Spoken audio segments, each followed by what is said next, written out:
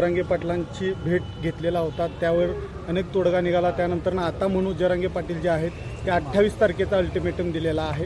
28 तारखेच्या आत मराठा समाजाच्या ज्या ज्या मागण्या आहेत त्या पूर्ण कराव्यात अशी मागणी त्यांनी केलेली आहे। आज प्रसाद लाडनी भेट देखील घेतलेली आहे त्यांची।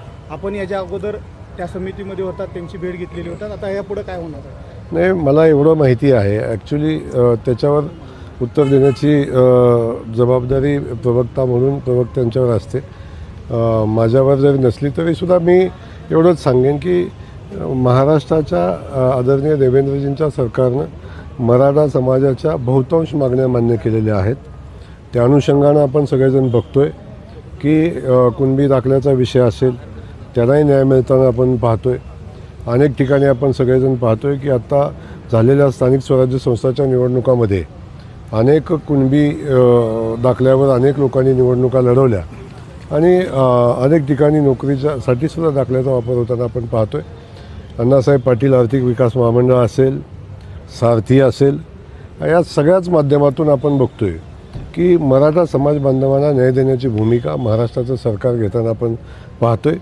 माझी सगळ्यांना विनंती आहे की शेवटी या लोकशाहीमध्ये प्रत्येकाला प्रत्येकाचं मत मांडण्याचा अधिकार आहे, परंतु ही समाजव्यवस्था बाधित होईल अशा पद्धतीचं आंदोलन, अशा भूमिका मांडणं, ते कुणीही असो, ती भूमिका मांडणं ते चुकीचं राहील।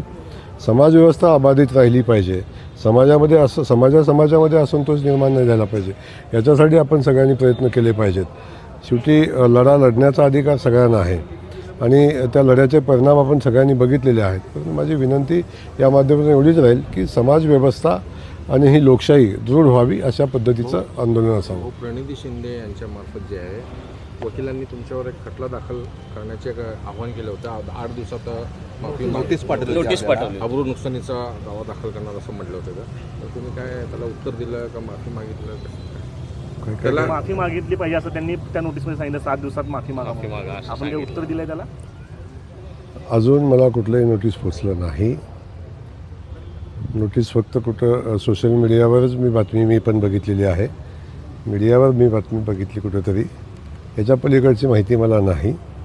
परंतु मी आजही सांगेन, आदरणीय ताईसाहेबांच्याबद्दल मी आदरानंच बोललेलो आहे।